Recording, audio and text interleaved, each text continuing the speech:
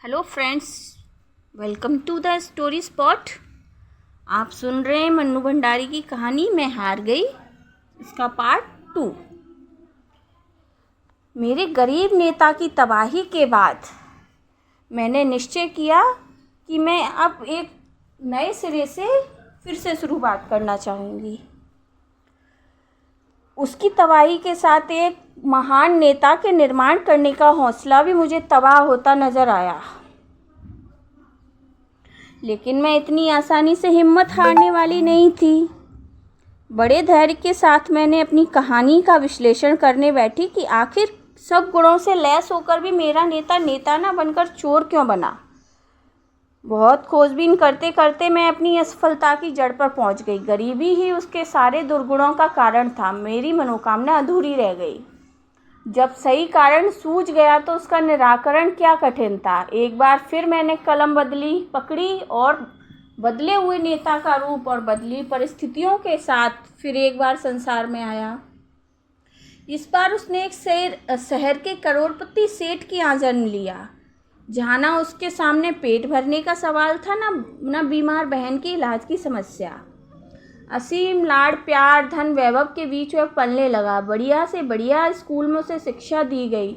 उसकी अलौकिक प्रतिभा देखकर सब चकित रह जाते। बज अत्याचार होते देखकर तिलमिला जाता।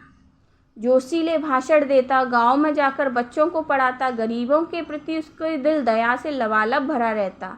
अमीर होकर भी सादगी से जीवन बिताता। सारांश यह था कि महान नेता बनने के सभी शुभ लक्षण उसमें अंदर नजर आए।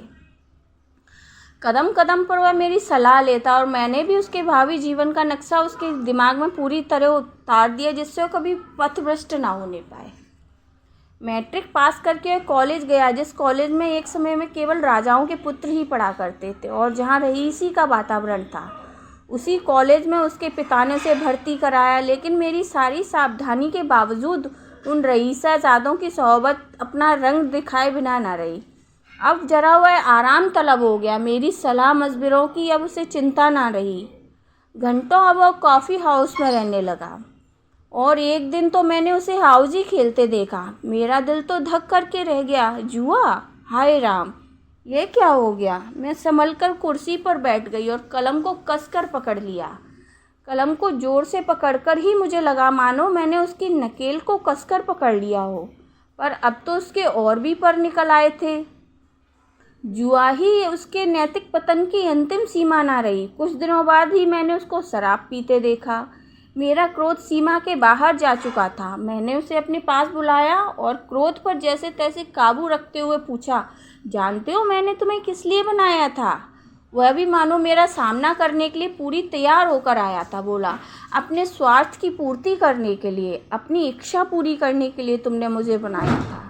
पर यह ज़रूरी नहीं है कि मैं तुम्हारी इच्छा अनुसार ही चलूँ। मेरा अपना अस्तित्व भी है, मेरे अपने विचार भी हैं। मैं चिल्ला उठी, जानते हो तुम किससे बात कर रहे हो? मैं तुम्हारी सृष्टा हूँ, तुम्हारी निर्माता हूँ। मेरी इच्छा के बाहर तुम्हारा कोई स्वतंत्र अस्तित्व नहीं है। वह हंस पड़ा। अरे तुमने अपनी कलम से पैदा किया है। मेरे इन दोस्तों को देखो, इनकी अम्माओं ने इन्हें अपने जिस्म से पैदा किया है, फिर भी वे इनके निजी जीवन में इतना हस्तक्षेप नहीं करती जितना तुम करती हो। तुमने तो मेरी नाक में दम कर रखा है। ऐसा करो वैसा मत करो, मानो मैं आदमी नहीं काठ का उल्लू हूँ। सो बाबा, ऐसी नेतागिरी मुझसे ना निभेगी। यह उम्र दुनिया की रंगीनी और घर की अमीरी बिना लुत्फ उठाए यूं ही जवानी क्यों बर्बाद की जाए? यह सब करके क्या नेता बना जा सकता है? और मैं कुछ कहूँ उसके पहले वह सीटी बजाता चला गया। कल्पना तो कीजिए उस जलालत की जो मुझे सहनी पड़ी। इच्छा तो यह हुई कि अपने पहले वाले नेता की तरह इसका भी सफाया कर दूं, पर सदमा इतना गहरा था कि जोश भी ना रहा। इतना सब हो जाने पर भी जाने क्यों मन में एक क्षीण सी आशा बनी हुई थी कि शायद वह सीधे रास्ते पर आ जाए।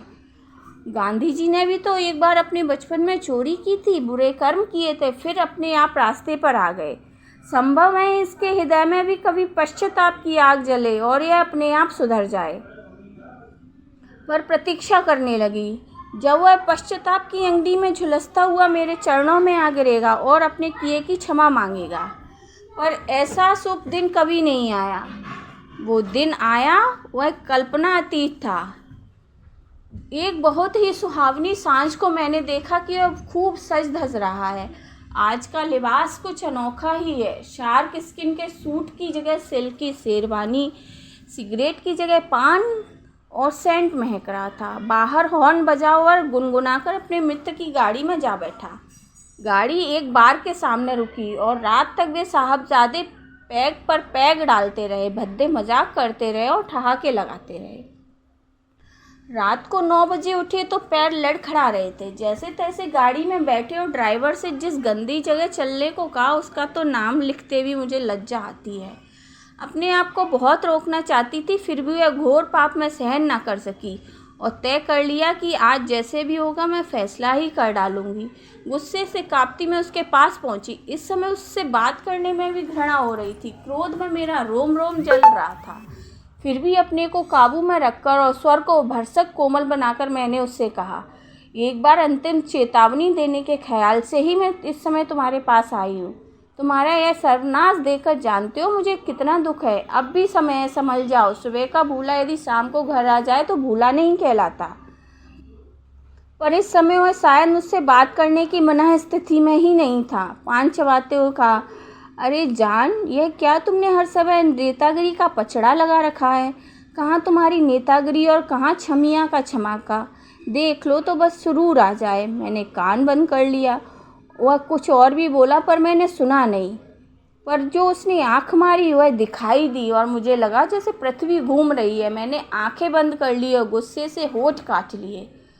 क्रोध के आवेग में भी कुछ कहते ना बना, केवल मुंह से इतना ही निकला, दुष्ट, दुराचारी, अशिष्ट, नरकीय कीड़े। उसके मित्र ने जो कुछ कहा उसकी हल्की सी ध्वनि मेरे कान में पड़ी। वह जाते जाते कह रहा था, अरे ऐसी घोर हिंदी में फटकारोगी तो वह समझेगा भी नहीं। जरा सरल भाषा में बोलो। और अधिक सहना मेरे बूते के बाहर की बात थी। जिस कलम से मैंने उसको उत्पन्न किया उसी कलम से मैंने उसका खात्मा भी कर दिया। वह छमिया के यहाँ जाकर बैठने वाला था, जैसे कि मैंने उसको रद्दी की टोकरी में डाल दिया। जैसा किया वैसा पाया। उसने तो अपने किए का फल पा लिया, पर मैं समस्या का समाधान ना पा सकी। इस बार की असफलता ने तो मुझे रुला ही दिया। अब तो हिम्मत भी नहीं रही कि एक बार फिर से मध्यम वर्ग में अपना नेता उत्पन्न कर फिर से प्रयास करती। इन 2 हत्याओं के भार से ही मेरी गर्दन टूटी जा रही थी और हत्या का पाप ढोने की इच्छा न थी और ना ही सकती। और तो अपने सारे अहम को तिलांजलि देकर बहुत ही ईमानदारी से कहती हूँ कि मेरा रोम रोम महसूस कर रहा है कि कभी भी भरी सभा में शान के साथ जो नैला फटकार कर गया था, इस पर इक्का तो क्या मैं दुग्गी भी ना मार सकी। मैं हार गई, मैं बुरी तरह हार गई।